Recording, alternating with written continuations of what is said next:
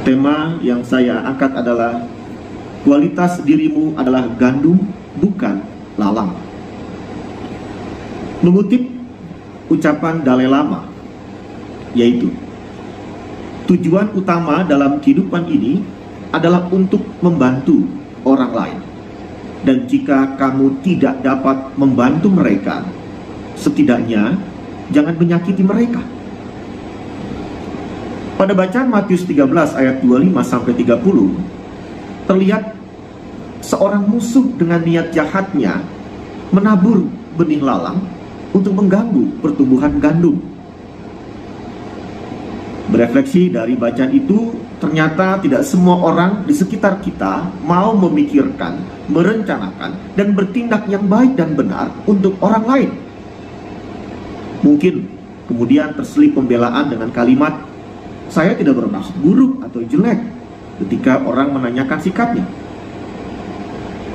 Suasana yang seperti itu kita bisa temui di tengah kebersamaan kita, seperti di keluarga besar kita misalkan, dalam pergaulan, di tengah masyarakat, bahkan di tengah sebuah persekutuan jemaat, umat, di tengah relasi rekan bisnis, bahkan dunia kerja kita di sebuah perusahaan atau instansi yang ada. Itu berbeda dengan apa yang Dalai Lama katakan. Tujuan utama dalam kehidupan ini adalah untuk membantu orang lain, sementara yang terjadi adalah menyakiti orang lain. Yang menarik kemudian dalam bacaan itu justru si Tuhan tidak mengizinkan hambanya mencabut lalang itu. Karena bagi Tuhan itu, hal itu akan merusak gandum itu sendiri, akan ikut tercabut. Kalau begitu, kalau kita seumpama gandum, kita bisa berkomentar, dan kenapa harus ada lalang itu? Itu pertanyaan wajar, karena kita ingin membela diri dan terusik ya dengan sesuatu yang tidak baik di tengah-tengah kebersamaan kita. Tetapi mari saya mengajak kita untuk merenungkan lebih lanjut. Yesus dalam kitab suci berkata pada Matius 10 ayat 16, "Lihat, Aku mengutus kamu seperti domba ke tengah-tengah serigala. Sebab itu hendaklah kamu cerdik seperti ular dan tulus seperti merpati." Kehadiran kita di tengah orang lain bisa menjumpai adalah orang-orang yang seperti serigala, yang mengaum, menyerang, menyakiti kita, dan kita nggak bisa menghindar. Tetapi yang menarik adalah justru Yesus mengatakan, "Aku mengutus kamu." Ini kenapa? Kenapa begitu? Ya, kenapa kita nggak diutus di tengah-tengah situasi dan kondisi yang aman dan nyaman, tanpa ancaman apapun, tanpa hambatan, tanpa tantangan kehidupan kita? Mari saya mengajak kita dalam renungan ini, Bapak Ibu Saudara pendengar setia siaran Studio Mini Rumah Sakit Immanuel Bandung, bukan situasi atau perbuatan buruk yang melulu kita lihat dan menjadi keluhan. Tetapi mari kita belajar untuk di tengah kondisi itu ada sesuatu yang harus kita hadirkan, yaitu menjadi seperti, kalau kata Yesus, seorang yang cerdik dan tulus. Ternyata kita bukan orang yang pasif, bukan orang yang membiarkan diri pasif, menerima begitu saja ya tekanan, hambatan, ancaman, tantangan itu, perlakuan yang tidak menyenangkan itu ya. Tetapi bukan berarti kita tidak pasif lalu aktif hal yang buruk yang kita lakukan. Bukan. Apa yang kita harus lakukan dengan tidak pasif itu?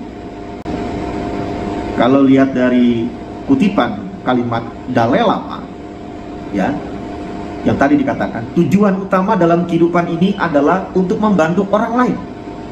Menghadirkan sesuatu yang baik tetap menjadi sikap kita, dan berarti tidak pasif, harus aktif. Tapi aktifnya adalah dalam satu bingkai sikap, kata Yesus, cerdik dan tulus.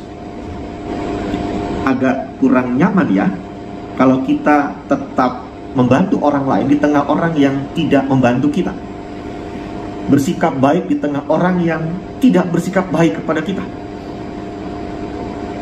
Ada sebuah suasana yang di Perjanjian Lama dialami oleh beberapa orang akan emosi yang muncul oleh karena perlakuan sekitar yang tidak baik, yaitu mata ganti mata, gigi ganti gigi. Kenapa?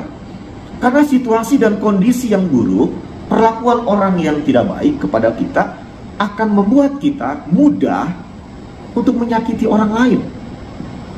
Ya, apapun alasan kita akan membela diri kita, dan kita akan siap untuk membalas, menyerang, menyakiti orang lain.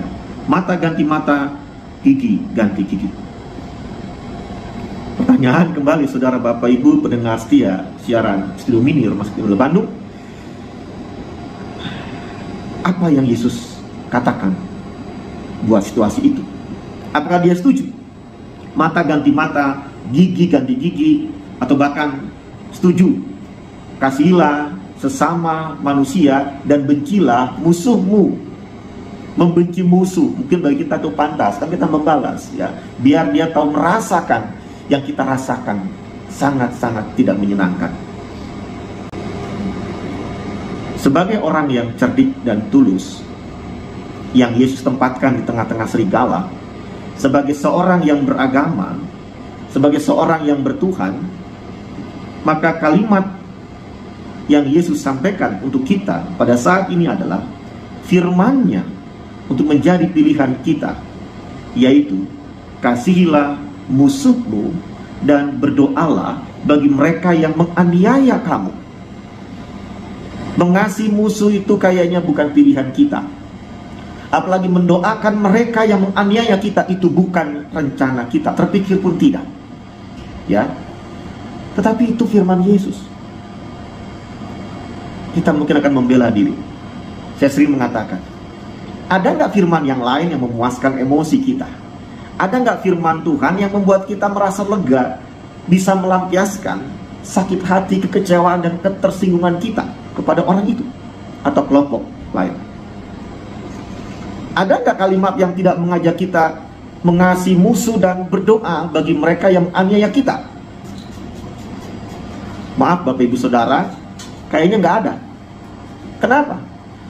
Karena Yesus mengingatkan dalam kehidupan kita siapa kita dan bagaimana harusnya kita bersikap. Teristimewa untuk seorang yang beragama, seorang yang percaya kepada Tuhan. Maka pilihannya bukan pilihan yang dari kita, tapi apa yang Tuhan pilihkan untuk kita pilih. Dalam Kamus Besar Bahasa Indonesia, ya, cerdik adalah cepat mengerti dan pandai mencari pemecahannya. Mungkin kita akan berkata, kasihilah musuhmu dan berdoalah bagi mereka yang menganiaya kamu. Itu bukan solusi saya, terpikir pun tidak. Ya, oke, saya setuju dengan Bapak Ibu Saudara secara emosi, karena saya pun juga punya perasaan. Tapi sekali lagi, sebagai seorang yang beragama dan beriman, apapun agama kita, apapun keyakinan kita, Tuhan kita, Allah kita, justru menawarkan, memberikan satu pilihan yang memang tepat dan benar untuk kita pilih dan kita lakukan. Itu solusi yang dari Tuhan, solusi yang betul-betul harus kita terima. Ya, masalahnya kan begini Bapak Ibu Saudara, terkadang solusi yang dari Tuhan itu jadi memaksa kita menyangkal diri, gitu ya, dan memikul salib. Ini berat. Kita seperti merendahkan diri kita, memaafkan orang yang menyakiti kita, melukai kita, mengasihi mereka dan mendoakan mereka. Itu kayaknya nggak banget. Itu bukan solusi, tapi itu yang Tuhan sampaikan. Nah, kalau memang itu solusi yang Tuhan berikan buat kita, maka kenapa kita berdebat kepada Tuhan? Kalau kepada teman kita suka berdebat, nasihatnya kita anggap kamu nggak ngerti saya, ya, nasihatnya membuat kita nggak dipahami, gitu ya. Kita marah pada teman, orang tua, keluarga yang mencoba menasihat tanpa merasakan sakit hati kita, begitu ya. Nah, sekarang Tuhan, dan sayangnya kita pun juga buat itu kepada Tuhan, ya, seperti kepada orang lain, karena kita nggak merasa dipahami, dimengerti oleh Tuhan. Kenapa kita harus berdebat? ketika Tuhan menawarkan solusinya buat kita dalam hidup yang penuh dengan konflik ini. Justru seharusnya kita berterima kasih dan kita mau belajar melakukannya. Buat apa? Karena Tuhan tahu solusi itu akan baik untuk diri kita kini dan selanjutnya. Solusi itu menjaga Bapak, Ibu, Saudara, dan saya tetap menjadi pembawa kebaikan, pembawa kasih Tuhan. Tuhan pernah bilang, kamu adalah garam dunia, kamu adalah terang dunia. Pada eksistensinya, diri kita adalah sesuatu yang baik untuk dihadirkan. Terang, garam, sesuatu yang baik buat dunia ini. Kebaikan, kasih, sesuatu yang indah untuk kita tawarkan kepada dunia. Itulah diri kita. Itu sama seperti kalau kita berdebat dan menolak ya tentang diri kita yang Tuhan ingatkan adalah garam. Tuhan katakan kalau garam itu tidak lagi asin, terus diapakan dia supaya asin? Dengan apa dia akan diasinkan? Nggak bisa dengan kopi. Kopi akan membuat yang dulu garam itu menjadi pahit. Atau dengan gula akan menjadi manis. Maka garam itu jangan tawar. Garam itu tetap harus asin di tengah kopi, gula, atau rempah-rempah lainnya. Garam adalah garam. Di sini Tuhan ingatkan, solusinya membawa kita sadar untuk tetap menjadi garam dan terang, pembawa damai, pembawa kasih. Atau dalam bacaan kita, lalang dan gandum itu berbeda. Tapi gandum jangan menjadi mati karena lalang, walaupun terhimpit oleh lalang. Gandum tetap menjadi gandum dengan bulir-bulirnya yang akan menghasilkan sesuatu buat orang lain. Lalang, apa yang dia akan hasilkan? Tidak ada. Lalang hanya menghambat hasil apa yang gandum bisa berikan. Maka kita diingatkan pagi ini, jangan biarkan diri kita menjadi mati. Tetaplah kita tumbuh sebagai gandum. Tetaplah kita hadir sebagai garam dan terang. Karena itulah diri kita yang Tuhan lihat dan Tuhan hadirkan. Mari Bapak, Ibu, Saudara, pendengar setia siaran Studio Mini, proses hidup yang sedang kita jalankan di usia saat ini, tentu ada banyak kita sudah temui dan sekarang sedang kita alami hal-hal yang tidak menyenangkan, hal yang memberatkan kita. Bukan hanya oleh karena sakit penyakit Bapak Ibu yang sedang dirawat di rumah sakit ini atau rawat jalan, tapi juga orang-orang di sekitar kita, orang-orang terdekat di hati kita. Kita dibuat kaget dan terkejut akan perilaku mereka yang membuat kita tidak nyaman misalkan. Tetapi semua itu bukan sesuatu yang harus kita keluhkan.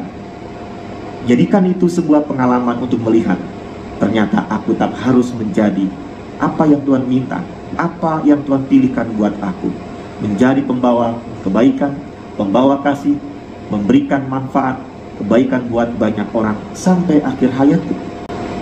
Maka Yesus pernah mengingatkan, ketika ada banyak orang yang merasa sepi dan sendiri dalam berbuat kebaikan. Kita sudah capek berbuat baik, kita sudah capek menjaga kebenaran, orang menghindar. Yesus mengatakan, aku ada di tengah-tengah kamu sebagai pelayan. Anda tidak sendiri. Dalam ruang yang sedang Anda alami di rumah sakit ini, di kamar, rasakan ada Tuhan yang tetap hadir menguatkan Anda, menghibur Anda, memotivasi Anda untuk Anda melanjutkan apa yang Tuhan pilihkan buat Anda lakukan dalam hidup Anda. Kiranya Tuhan Yesus selalu memberikan kekuatan dan kesembuhan dan semangat hidup bagi setiap kita hari ini. Amin.